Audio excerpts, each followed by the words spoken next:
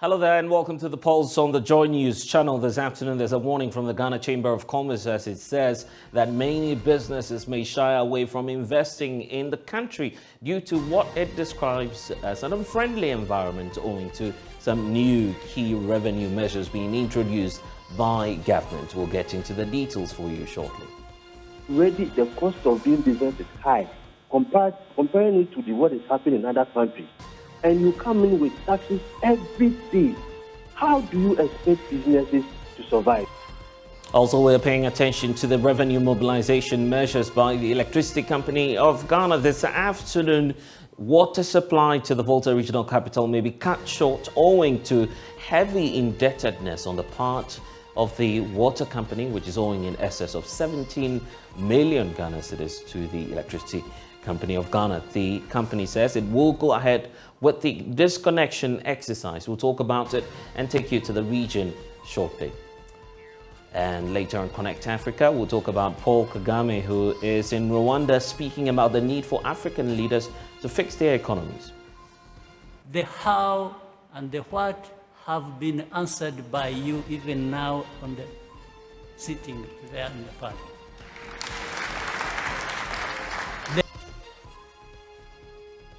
We have more coming your way. This is The Pulse. The Pulse, as always, is brought to you by Global Communities Dignilu, Affordable Safe Sanitation. We're on DSTV channel 421, Go TV channel 144. I'm Blessed Sogah. JoyNews is independent, fearless, and credible. We're back with the details shortly. Please stay.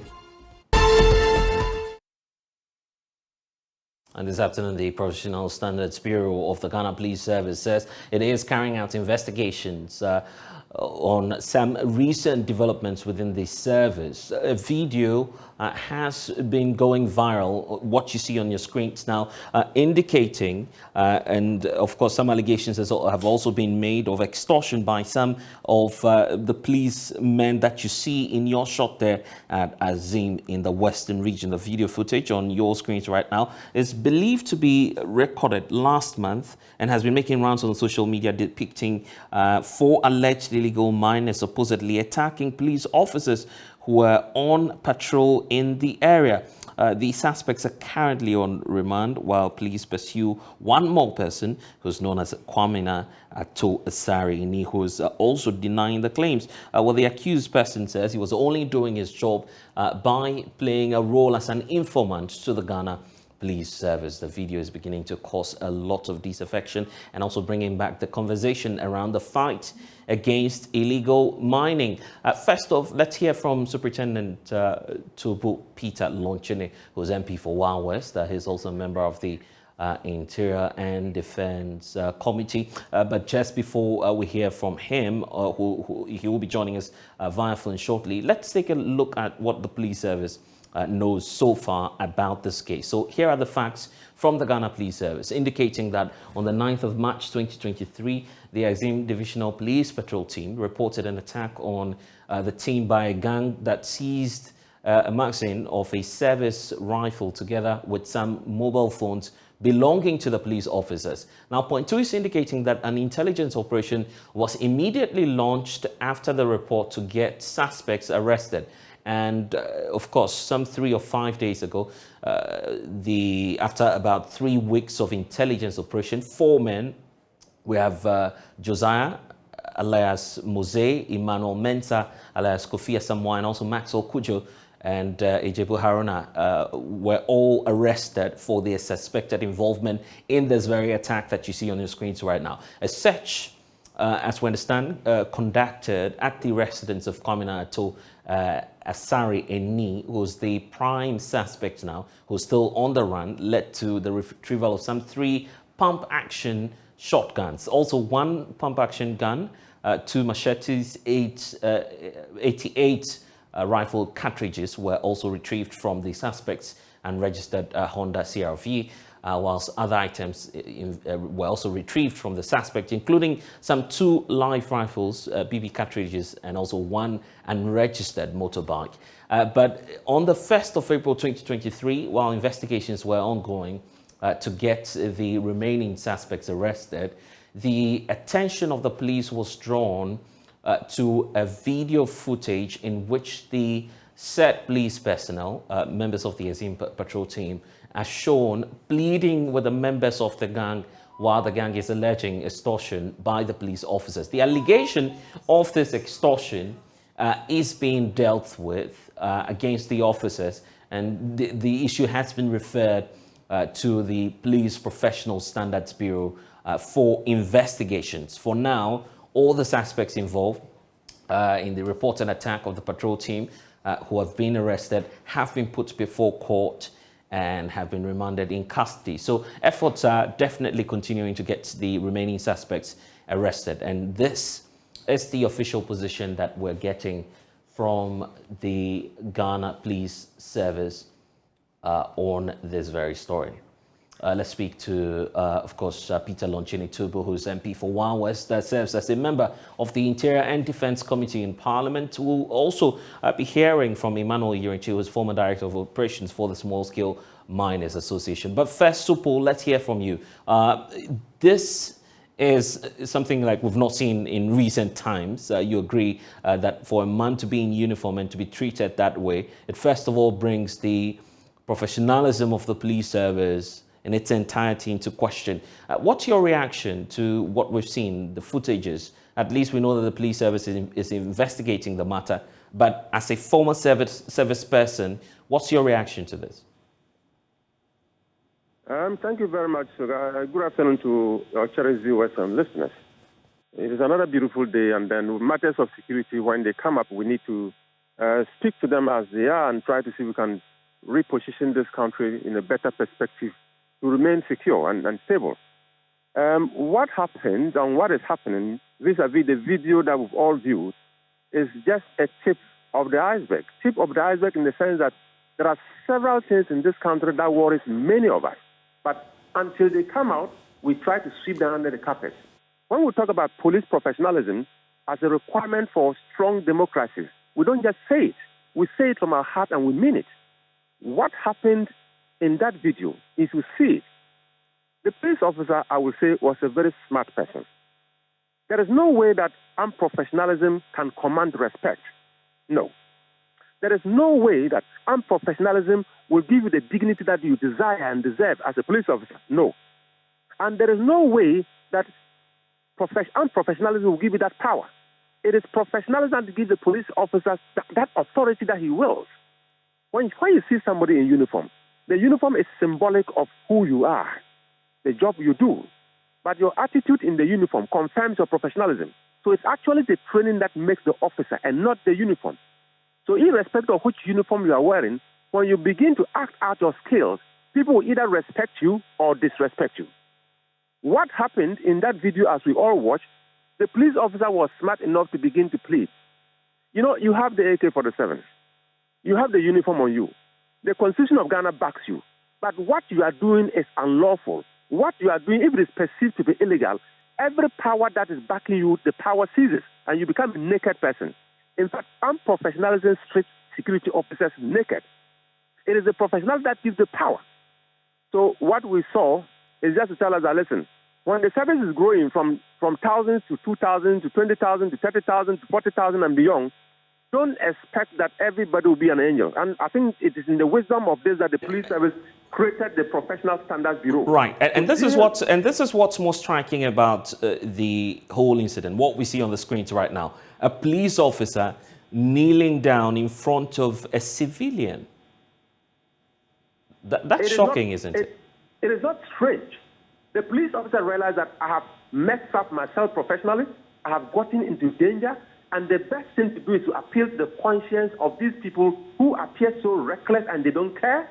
If I am killed, I think that people begin to ask questions and I will not be there to answer them. So what I have to do, first of all, is survival principle. What do I do to survive? If kneeling down will give me life, please go ahead and kneel down. Don't play a hero and be killed. Because it is a training that makes the officer. So that training will tell you, irrespective of the fact that you carry a weapon, an AK-47, at this material moment, looking at the dangers around and who I am and the capacities around to be able to save myself, the best thing to do is to appeal to the conscience of these people who look so reckless. And what he did, and I've said this, if you go before the Professional Standards Bureau and you are even dismissed, at least you have life.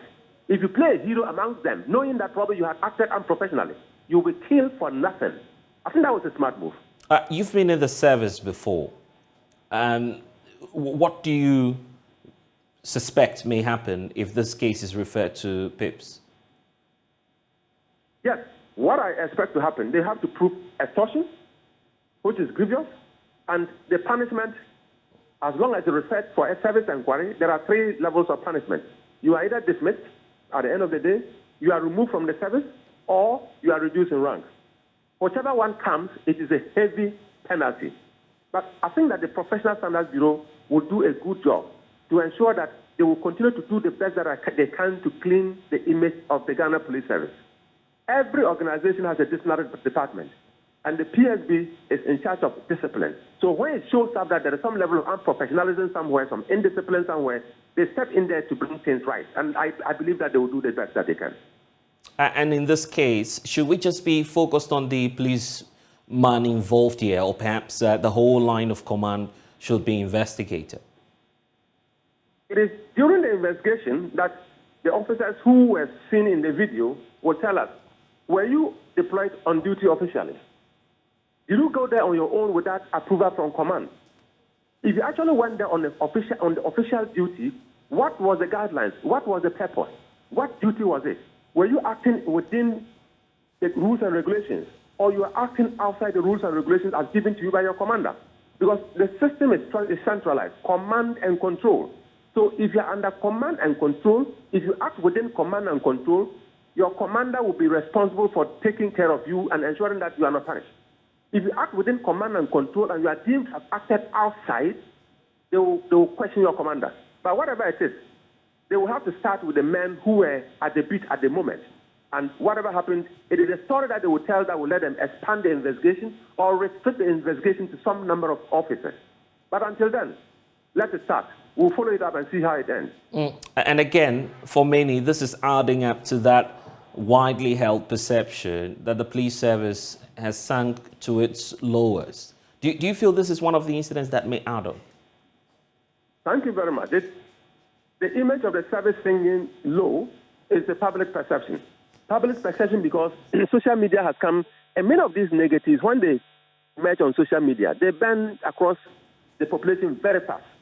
Unfortunately for the Ghana Police Service, when they do good things, they fail to sell their own message. They fail to write for themselves.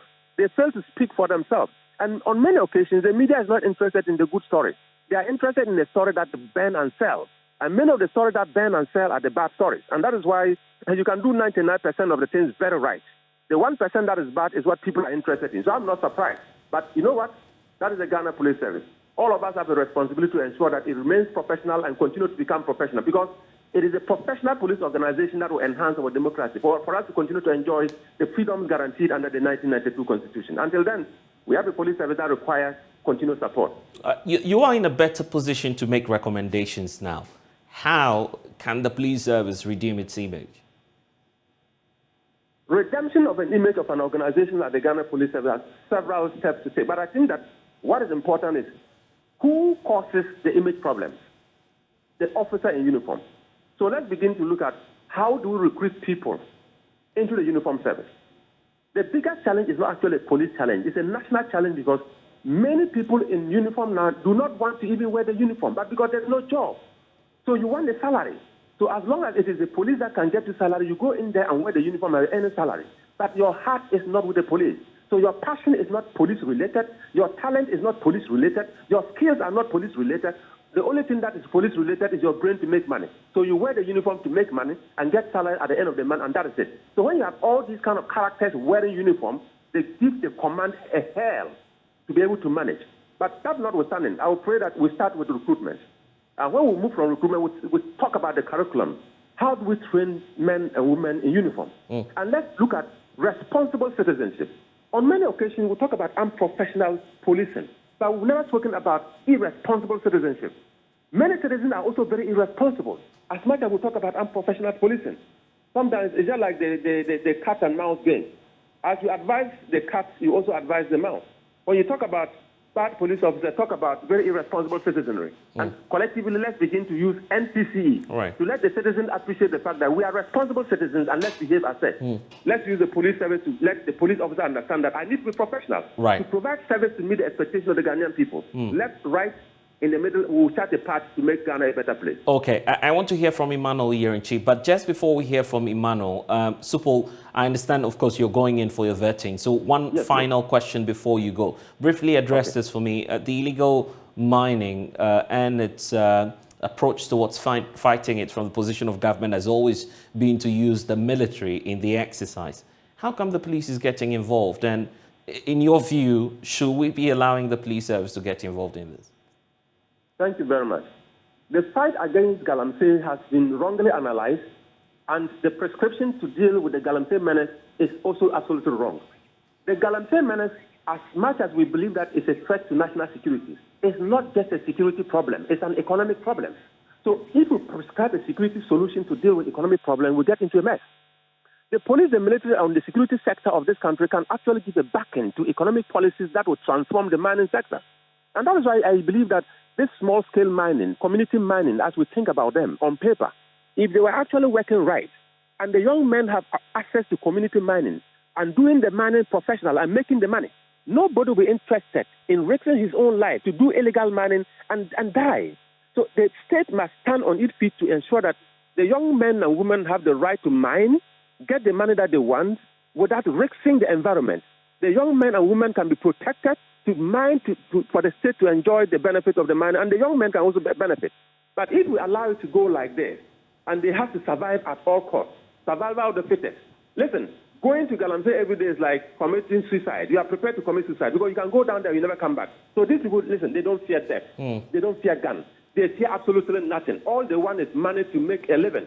So unless we find a way as a nation to structure the system to ensure that the young men can actually get the money without risking our environment, we have a long way to go. It is not just a security problem, it is an economic problem as well. Why the police? Of course, internal security is a police matter. All right. We brought in the military. We'll talk about, when we came in 2017, they brought the military, they brought the police, they put them together. It became a mess. Found out the military was withdrawn and left with the police. But the issue is that it is not purely a security matter. It's an economic matter. It's a problem. So let's find the economic solution, and security will be just a top dressing. All right, then. We'll have to make way because you have a vetting, a long day indeed. We'll see how that will pan out in the Wild West constituency. Thank you, Honourable, for joining us. Let's speak now to, of course, Emmanuel Yerinchi's former Director of Operations for the Small Scale Miners Association. Thank you, sir, for your time here on The Pulse. So you've seen the video footages. What does it tell you about this whole fight against illegal mining? Thank you very much, and good afternoon to you, your cherished viewers. I just want to clarify this, that the people we see in the video, there's no way a licensed small-scale miner will act the way they are acting. Irrespective of whatever concerns they may have, licensed small-scale miners will not act the way they are acting. So I want to put that one clearly. Now, the fight against illegal mining, as it has been expressed by my colleague panelists, basically it's not entirely a security thing, but rather economic and social thing, right? And therefore, hopefully, I'm looking at any government intervention to fight illegal mining. Government should include somehow how economically and socially, apart from the security aspect, this can be fought. So therefore, as we have always been saying, that in fighting illegal mining, you need to bring in all stakeholders, i.e. the small-scale miners, the community leaders, the district chief, the district assemblies, municipal assemblies, and then social and corporate social responsibilities and other social workers within particular encatchment, so that we can be able to work our way out such that all other issues can be addressed, right from the economic point of view, from the social point of view, and then also from the security point of vieh. But then, I must also, yeah. Yes. Yes, but then I was just about talking about this video, the video that we see now. I'm sure this has been making rounds on your platform. What information independently are you picking up as small-scale miners as to whether or not possibly they could be your members as well? No, so like I'm saying, this is not the members of the Small Scale Miners Association of Ghana, and these guys obviously are not licensed small-scale miners, because no licensed small-scale miner will act this way, irrespective of their consent. So these are not members of the licensed small-scale miners, not at all. These are purely legal miners. Are you certain about that? Because there are some reports going around. I'm certain about that. Yeah, yes, No, but you agree that there are some reports going around that these individuals may belong to your group? No, not at all. They are not. They are not. Not at all. They are not. And These are purely illegal miners. And the association is not part of illegal mining group, no. The association is made up of licensed small-scale miners. All members of the association are licensed to operate as a mine. What does this suggest to you about this whole fight, the entire fight against illegal mining, and how government should be approaching that now? All right. I mean, so basically, like I was saying, then like my senior colleague also mentioned, basically, government ought to look at this fight from different perspectives, from the security perspective, from social perspective, and from economic perspective. That's where when we look at it from all these perspectives, and I also involving the various actors or stakeholders in the mining supply chain, then we are able to tackle this as we should tackle it. For instance, when you pick a community and you want to really root out illegal mining in there, first of all, you involve the police in there, and then you also involve the district assembly or the municipal assembly. You also involve the traditional leaders, and then also involve the association of small-scale miners in there. If there are any NGOs in there, you involve them as well, so that they work hand in hand. That way, we can deal with this issue head-on and then root it out. But if we leave it in the hands of the security agencies, obviously they will attack the security aspect of it, leaving the economic and the social aspect of it, which most of the time that results in the failure of the whole entire operation. Anyway, so going forward, what's the demand from your group? Of course, you are the immediate past director of operations. At the national level, what's being considered, and what can you say is that position by the Ghana National Association of Small Miners? Yeah, I mean, as you know, I'm no longer an active executive, but when I was at post, one of the issues that we were pushing for, first of all, was in line with government policy with respect to the fight against illegal mining, how government should be able to involve the full stakeholder group of mining, and so that if, for instance, government wants to come out with any policy or any intervention to fight against illegal mining, all stakeholders, first of all, should be abreast with what government wants to do, and then also personally, they should be involved in the various aspects of it. When this is done, just imagine that there's an illegal fight against illegal mining activity going on in a community, and then the stakeholders such as the traditional leaders are involved, the Association of Small-Scale Miners are involved, the municipal assembly is involved, and other NGOs are involved, and they deal with this head-on. Imagine the impact that it will have on such intervention. Yeah. So it's very important that government involve all stakeholders in the fight against illegal mining. That way, I believe we can get to the bottom of this. Okay, then. We'll leave it here for now. Emmanuel Urinchi, thank you for joining us here on The Pulse. Now to government's revenue measures. There's a warning from trade unions, including the Ghana Chamber of Commerce. They are warning that businesses may be forced to flee the country owing to what they describe as an unbearable tax environment. It follows, of course, the passage of 3 key revenue measures in Parliament last week. Government explains that the move is targeted at raising much more revenue in the face of an austerity plan with the International Monetary Fund. However, businesses are not entirely happy about the move. First, let's hear from the Ghana Chamber of Commerce. Businesses are not making profit. Business is already suffering. And we can't tax ourselves out of what we are going through. What we need to do is to ensure that we empower and strengthen the private sector so they can grow, hire people, make a lot of revenue, and then we can tax. We are killing them right at best, and it's not going to be in the interest of the country.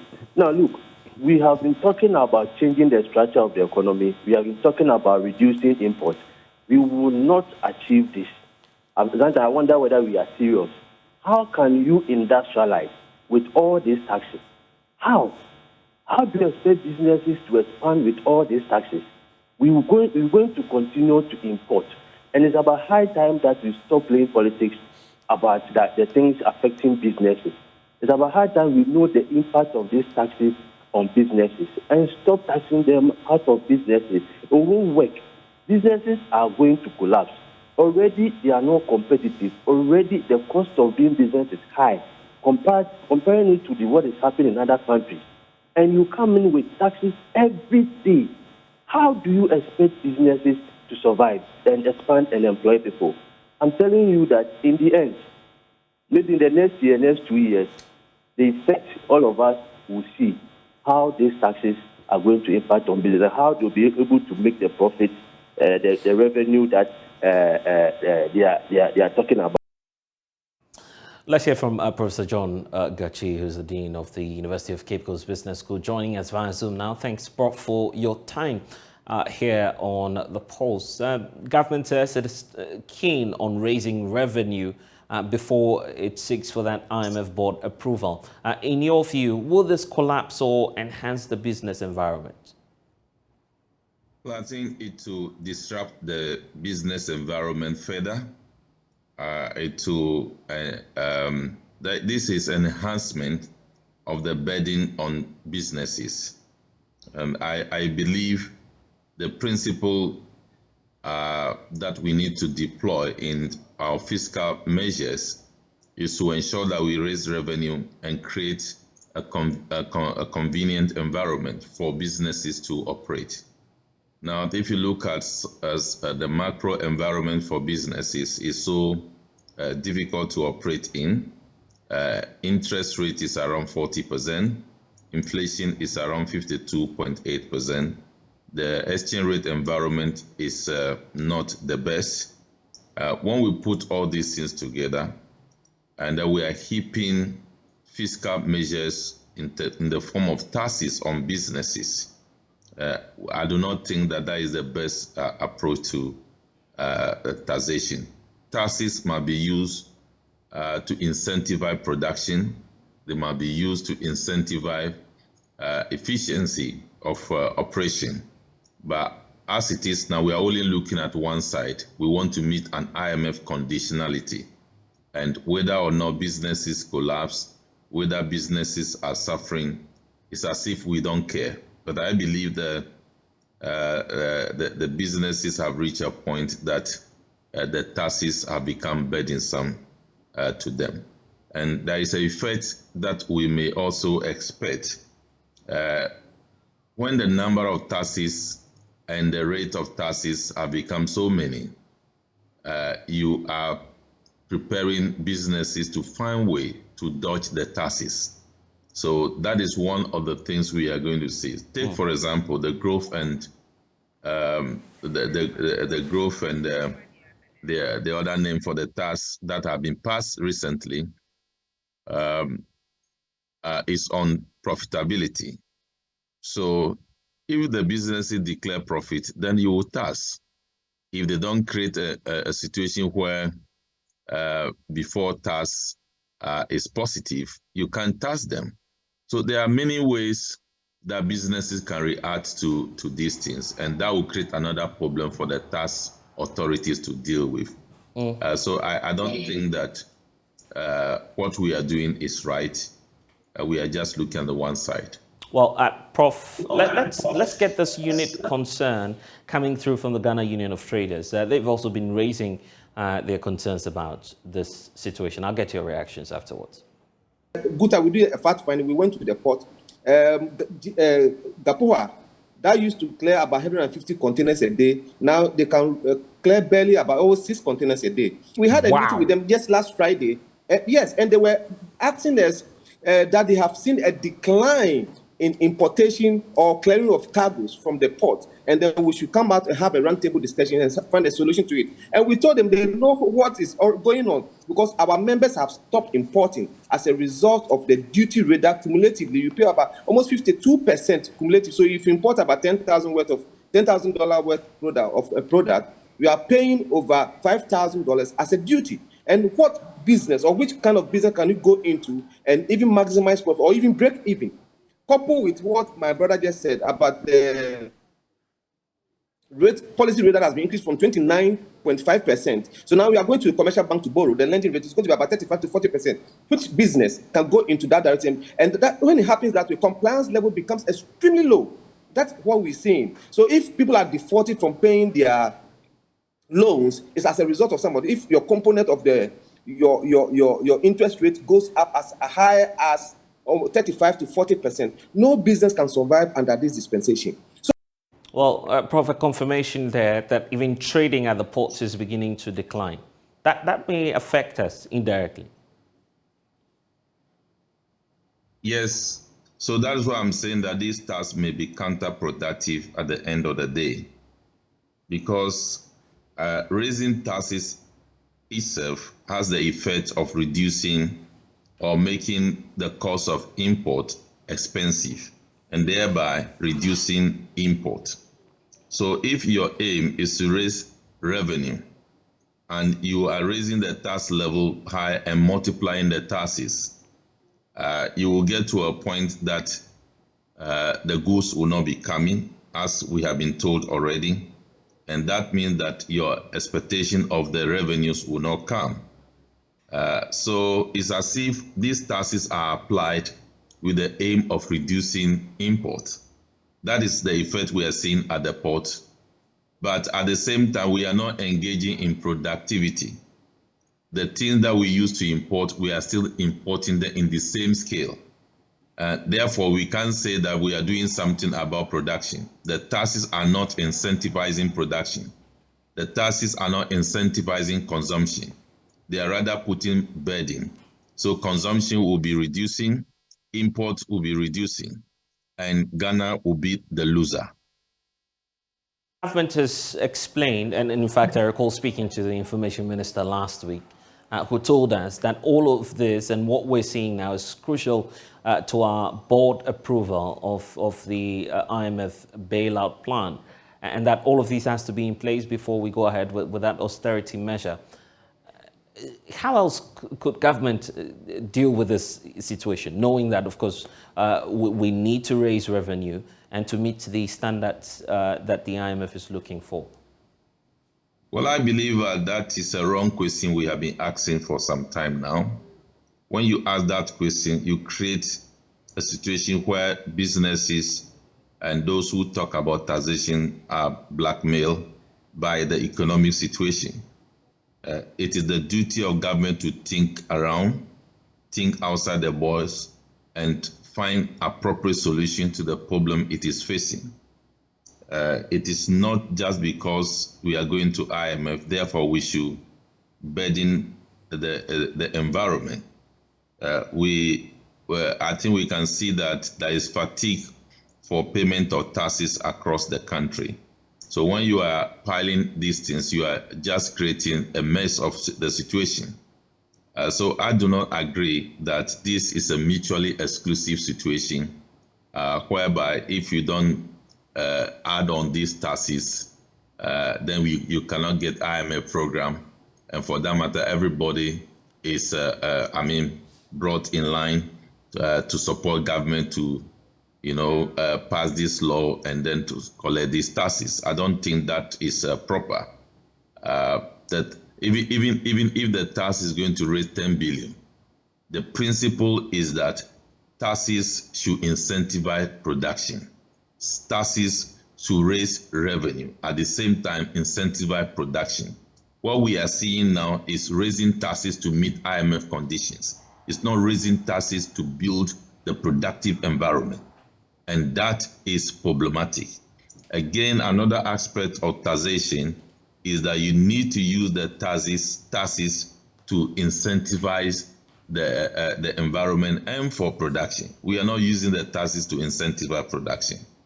And then again, you need to look at the taxpayer, especially the businesses, as citizens. So you will nurture them. How do you nurture them? You use the tax system to nurture them, to provide a level playing field for the businesses. We are not seeing any nurturing of the businesses that we have. If we don't nurture your businesses, they will not stay long to continue to contribute to tax revenue of the country. So those are the things that should go in the mind of the people who form the tax policies for the country. I don't know, there are some people who always say, if you say debt exchange program, they say allow government to do it because IMF. If you say VAT, just January we passed a VAT amendment law, increase VAT by 2.5. We remove the benchmark value from the port with all the distortion we are seeing. Every day they say, oh, give government a chance. You come to the tree revenue, you hear them, they say, give government a chance. If not so, the economy will collapse. That is just a blackmail. People must think outside the box and manage the economy. But of course, as part of the effect, we know that, for instance, the scene tax, the tax on some of these products that we're seeing out of the amendments that are being done, some of them is to achieve that effect and to discourage the consumption of some items that will inure to the health benefits of the citizenry. Some groups petitioning Parliament on that and urging Parliament to go ahead with this revenue measure. So it appears that all that's been done now may not solely be targeting the IMF, but also the aspect of seeing tax. How do we bring that up? That is not true. If you are targeting sin tax, for example, taxes on cigarettes and coal, you will need to come to Parliament and provide data to show how many people are affected by smoking, how much a bill the economy is suffering in trying to cater for these people, how many people have developed sensitive diseases. Have you heard anybody adduce those facts in support of the tax? No, it is just because of IMF. It's not because we want to keep Ghanaians healthy. So you don't believe in it? I don't believe that. That is not the purpose. I know how you discourage people using taxes against smoking and then other activities that you don't think is wholesome, but people decide to participate in those things. But that is not the approach. Right. And if I am going to convince anybody to tax cigarettes upwards, then I will be providing how much I am paying to cater for people who have been smoking all along. But that is not what we are doing. Okay, we have two parties here to satisfy. There's the government side and the business community. Going forward, what's your expectation from these parties? You say which parties? The two parties involved, the government and the business community. Going forward, how do we find that fair balance, and what's your expectation from both sides? Well, they will continue to talk, and along the line, whatever be the result, we continue with life. That is how it is in Ghana. But I think we also need to be mindful that government is becoming, government policies, especially fiscal policy, become inimical to business operations. And we need to recognize that and reverse the trend. I'm grateful, Professor John Gachi, joining us here on The Pulse. We're taking a short break here. When we return, we'll take you to the Volta region. The Electricity Company of Ghana is set to cut power supply to a water treatment plant in the community that can, of course, create some problems. We'll tell you about that mass disconnection exercise in the region after this break. Please stay.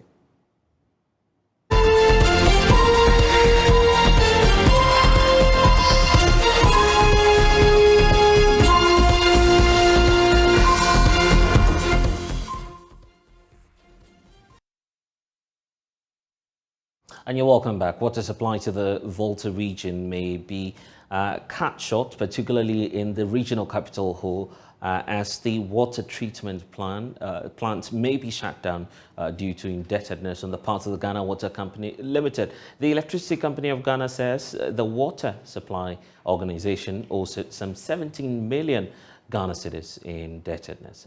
And of course, let's get more from Benjamin Entry, who is the spokesperson for the Electricity Company of Ghana. He's joining us via Zoom now. Ben, thank you for your time here on the Pulse. So you say that, of course, you'll be forced to shut down the plant if the Ghana Water Company Limited does not act fast and to move in to pay some of the amounts.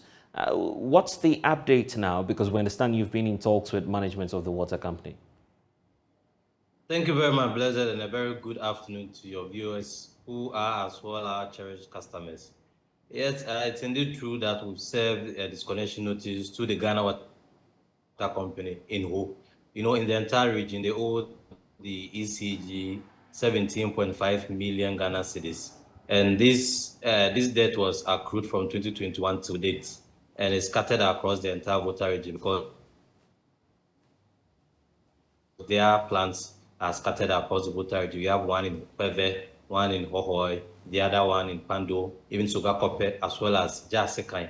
So all these areas, all these facilities, but the main headworks at Peve, that's the one that supplies water to the whole municipality and its environs, OECG close to 13 million Ghana cedis. And their monthly bill is more than 300,000 Ghana cedis, which is quite an alarming rate to us because their debt profile keeps increasing because they have not made any payments to ACG since 2021. So as a company, what we decided to do was we decided to serve them a written disconnection notice, which has been signed by the PRC as well, because when we cooperate PRC placed a cover memo on it to their outfit that they have to pay what we are giving them. We gave them 6 working days, which expires tomorrow. So that's Wednesday, Tuesday, 4th April.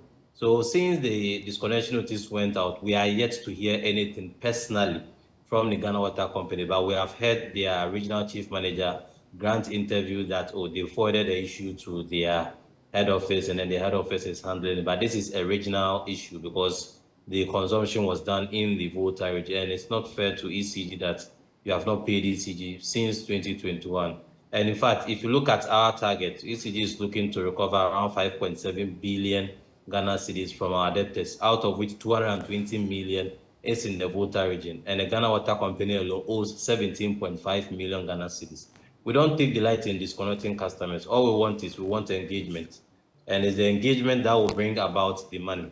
So if we've been engaging you, we always expect that there are 2 things. You reduce your debt profile significantly by making a significant amount of payment, or the company will help you maintain your debt profile where it is by disconnecting power supply. Yes, we understand they provide essential services because when you cut power supply to, let's say, Peve headworks, water will not flow to the whole municipality. We understand that is why for the past 2 years, we've been engaging them, reminding them, in fact, on a friendly engagement level. But the aim of this exercise is that by the end of this exercise, all our debtors would have reduced their debt significantly to the company. So as we speak today, we've not heard anything concrete from the Ghana Water Company as to whether they are going to make payments or if we even received a response to the disconnection notice that we sent to them. But there's a question as to why you've been dormant about that revenue collection exercise, allowing the amount to blow up into a substantial amount, 17 million Ghana cedis. That's a lot. Yeah, that's a lot, and I think it's a legitimate question, but I would not say we have been dormant in collecting this revenue from the Ghana Water Company. Like I said, because of the essential service they run, we don't just get up to go and disconnect them like we always do to other customers. Because, when you disconnect them, there are ripple effects on other people, innocent people sitting elsewhere. So imagine someone has paid his or her water bill, but a person will not be able to get water supply because ECG had done a disconnection exercise for non-payment by Ghana Water Company. So we always look at the greater effect and all that. So for the past 2 years, we've been engaging them. So it's not like we've been dormant and not doing anything. We admit that the debt profile could have been arrested earlier than now. We admit it. But even the PRC told us that we have violated the LI, which allows that once we give you a customer a bill, we have 14 working days to make payment. And if it's an essential facility, we need to enter in a payment agreement. But let's put it on record that per the PRC regulation, LI 2413 regulation 40, Ghana Water Company is not classified as an essential facility. The essential facilities are the hospitals, health facilities, chip compound, and other. There are even special protection for aged people, 60 and above people. Those are the special people, and Ghana Water Company does not fall within that category. So the PRC even questioned ECG while we have allowed them to go for 2 years. But we just have to, we're empathizing with the situation such that a lot of people will be affected when the disconnection is carried about. Okay. As we speak, it appears, and I think the general public will agree with ECG that we have exhausted all the clemencies that we have given to Ghana Water Company through engagement, personal engagement, written engagement, and all that. Yeah, the point is, will you go ahead and disconnect? Well, I think the disconnection notice expires tomorrow, and we are hoping between now and tomorrow, probably maybe we'll hear something positive from the other institutions that will serve them also. They also went ahead to make the necessary payments. So we just hope that at least Ghana Water Company will either give us, because all we're asking, you see, ECG, if you've heard the IPPs, they say we owe them $1.4 billion. Even just this morning, Power came out that we owe them $681 million. When you even aggregate this, that's more than $2 billion. And we are looking to collect 5.7 billion Ghana cedis from our debtors. If you convert it to dollars, that's around $500 million. Nowhere near well to owe our debtors. Well, so already we buy the power in dollars, we sell in cedis. So yeah, but if you're saying you expect something positive, yeah, but if you're saying you expect something positive, what would it take you to reverse this very approach you're taking to disconnect? How much in nominal terms? Because in terms of monetary, we just hope that they will reduce their debt profile significantly. That is one. Two, we just hope that at least if there is any response to our disconnection notice, because the response will state clearly the terms that they want to engage us on, and it may be. Yeah, but mind you, this is 17 million citizens we're talking about. 17 million. Yeah, 17.5 million citizens. Even the 0.5, I don't know if realistically they'll be able to raise the money for you in the next 24 hours. Well, I think it's every month we give them bill. And it's something they've been aware of, that it was, because every month, once we give you bill, you have 14 working days. But because of the fact that it provides essential service, so we've always been engaging them. This is the first time we've served them a disconnection notice in a while, because we realized that after 2 years of non-payment, hitherto it wasn't like that. Within 6 months, 3 months, they pay something small. Then we all know that we are all working together to keep each other alive, because we also pay them. We also pay them as well. So they should also be making some payment towards us, so that we'll keep each other running the business. Because, we are all in the same space, utilities. So we need to keep each other running. So if we are paying each other, we can all be functioning. But like I said, we don't take delight in disconnecting customers, because the more a customer uses power, the more ECG makes revenue, because we buy and then we sell power. So if we disconnect a customer, we will not make money from unserved energy. So all we are saying that we are engaging them. We just hope that they give us something small, any amount, something small, just to at least show that at least they are committed. And moving forward, we want all our customers, not just Ghana Water, to prioritize the payment of electricity bills in our country. Because ECG, the revenue that we collect, is what we use to keep the entire electricity supply chain running. Because if we fail to collect at the bottom end, you realize that the IPPs, i.e. the generation companies, might not be able to generate the power that we all need. And you know where we'll be heading to as a country to affect our economy. So we just don't want that to happen. That is why we're even embarking on this nationwide exercise to retrieve the money. So if there is 220 million Ghana cedis in the Volta region and 17.5 million Ghana cedis is with the Ghana Water Company, we humbly appeal to them. We've served the disconnection notice, but we don't take delight in disconnecting them. We just hope that they will just respond positively to this disconnection notice through payment or payment plan. You can call us and engage us. Let's spread the debt in addition to your current withdrawal cap. We'll adhere to it and then we'll move forward. But as of now, we've not heard anything from them. Well, Benjamin Entry, we'll have to leave the conversation here. We'll reconnect tomorrow and see what the updates would be. But in Tamale, a High Court has reversed the decision issuing an arrest warrant for Savelugu MP Jacob Idrisu Abdullahi. The MP was facing charges after some guns were allegedly found in his office.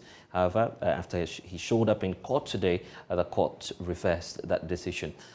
Former Minority Leader Haruna Idrisu has been leading a delegation of MPs to solidarize with the embattled MP.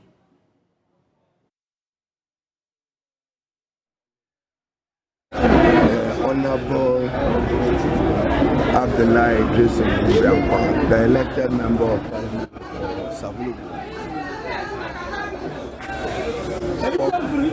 For good reason, the judge exercised lawful discretion, lawfully and with justification, that he was not convinced of his absence in court on 31st March. And accordingly issued a bench warrant for his arrest. Today, counsel for the second accused person, Charles, prayed the court and prayed my Lord to rescind the decision of the bench warrant. That has accordingly been granted. And certainly, we just want to assure you that the Honorable Jacob Abdullahi is a very responsible elected member of Parliament and would never ever be a fugitive of justice. He probably did not exercise good judgment in the reason he provided to the court, which did not please my Lord. But subsequently, we have to avoid a third occurrence of this, and I'm sure he's accordingly advised. Probably within the realm of the doctrine of separation of powers, beyond being ill and beyond being indisposed, we probably will have to make a strong argument whether parliamentary emergencies cannot be a justification, because that particular day, the Honorable Jacob Abdullahi had to be in Parliament. Law is that there can be no taxation without representation. He had to be in Parliament, in the House of Parliament, to exercise his representative role as Member of Parliament, to vote on some tax legislation. The judge did not find that convincing enough. So that is where the law, we have to see how to evolve our democracy and our jurisdictional law further, in saying that under circumstances of a member of Parliament seeking and wanting to exercise a lawful mandate imposed on him as a representative of the people, he does have an obligation to the people of Savelugu, to the people of Ghana, and in particularly with the distressed economy, to join to support or disapprove of some tax motion. That is why he was unable to attend upon court on the 31st March. Well, correspondent Martina Bugri is joining us now with more on this.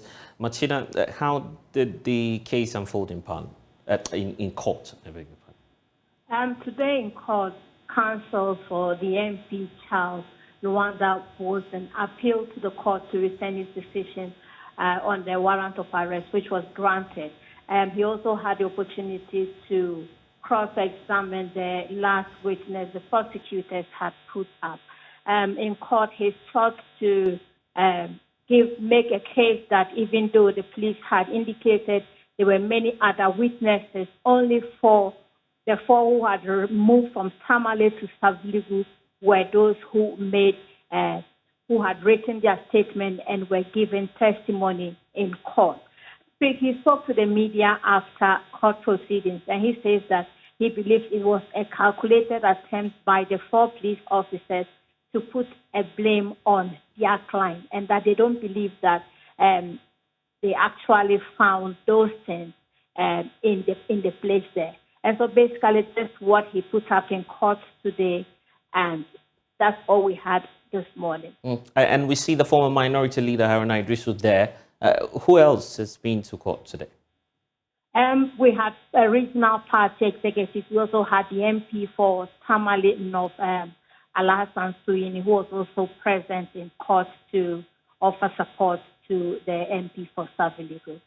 I must say that this morning the court premises were filled capacity and outside, even onto the street, because supporters of the MPP and the MP from Saviligo and in Tamale had massed up at the court premises while they were in court. Martina, thank you for the updates. And now the Ghana Education Service is asking management of various high schools across the country to desist from merging their accounts with that of the Parent-Teacher Association. There's more in this report. The Ghana Education Service says it is not against the formation of Parent-Teachers Association in schools, but what it is against is when the payment of such dues affect the comfort of students to enjoy tuition. Deputy Director General of the Ghana Education Service, Dr. Kwabena Bempatando, says the PTAs should be established in the schools just like any other association so they do not create tension. And so what we always say is that if the association or any association for that matter decides to levy itself in support of a cause, whether within a to understand the what in your context. And let's cross over now to Rwanda. Head of our political affairs desk, Evans Mensah, is joining us via Zoom. And Evans, we know that Rwanda has been through a lot. On top of my mind, I can think of the 1994 genocide, but now there's a focus on the African problem. Tell us more. Yes, there is, and this is part of the party, the Liberation Party, so to speak, the Rwandan Patriotic Front, 35th anniversary. It's been 35 years since they were established. In 1990, they attempted to get into Rwanda. And then in 1994, they invaded Rwanda as a group of rebels, and through their efforts managed to stop the genocide. Of course, they've been criticized for many other things. However, this is their opportunity to showcase what they've done over the last 35 years. And the party came together. Their first order of business was this international conference where they brought in an international panel of experts to discuss the policies relating to Rwanda, but also Africa, diagnosing Africa's problem, but also proposing solutions to it. It is at this particular conference that this very healthy exchange ensued between Paul Kagame. The reason why I found that interesting was the stereotypical view of Paul Kagame and Rwanda when before you land here. Part of it, of course, is a concern for many, but part of it also it's this strongman mentality who doesn't take being challenged quite lying down. And so then when you see him come into a room of international experts who raise issues that he disagree with, and he makes that point clear, but they come back and say, well, as far as we are concerned, we agree that that is a substantial problem, which is the fact that African countries often fail to properly diagnose your problem as to what is the problem, what do you do about it, and more importantly, how do you do what you believe is the right thing to do? And the expert panel believed often that is a problem. Kagame is of a different view that he believes the implementation is an issue. That's why the what and the how it's already been defined. And this kept going back and forth. And I must tell you, the next day where the party then held its Congress, and I must note that he has just yesterday been elected again as a party chairman for the next 5 years. At that event, he went back to this debate and said yesterday's debate was not done with international experts. So this is clearly very interesting back and forth. But one of the key things, of course, for somebody coming from Ghana is how a political party is so focused on the policy, not the politics necessarily. And why is Kagame concerned about Africa's problems? That is the interesting question. He is because, just I guess like Nkrumah, he believes, Rwanda can't succeed, and the evidence suggests that on a continent, they are, in the last 10 years, consistently over time, the most, in terms of development and economic progress, has made the most progress consistently and sustainably over a period of 10 years. The African Development Bank in January did a report and ranked it the Africa's #1 fastest growing economy and the top 10 in the world. And he believes clearly that that sort of path towards success is good, but it is meaningless until you link it to the complete development of the rest of the continent. And almost borrowing from our own country in Dr. Kwame Nkrumah and what he is attempting to do here. And so so it's a reason why the panelists were drawn from across the continent, not necessarily from Rwanda. I mean, they have a professor, for example, who told him that he sat in meetings with presidents and prime ministers, and a lot of them have wrong ideas. It's a Cameroonian from West Africa, and a Harvard professor, for example. So that is where he's coming from. That yes, my political party is celebrating 35 years, but the most important thing we must do is not to come and praise sing, chant political slogans, and read party manifestos. But the most important thing is to talk about real policy issues, developmental issues, not only about Rwanda, but about the rest of the continent. All right, then. We don't have much time. Thank you, Evans Mensah, for joining us. And that's all we have for you here on The Pulse. I'm Blessed Sogah. Log on to myjoyonline.com. We have updates.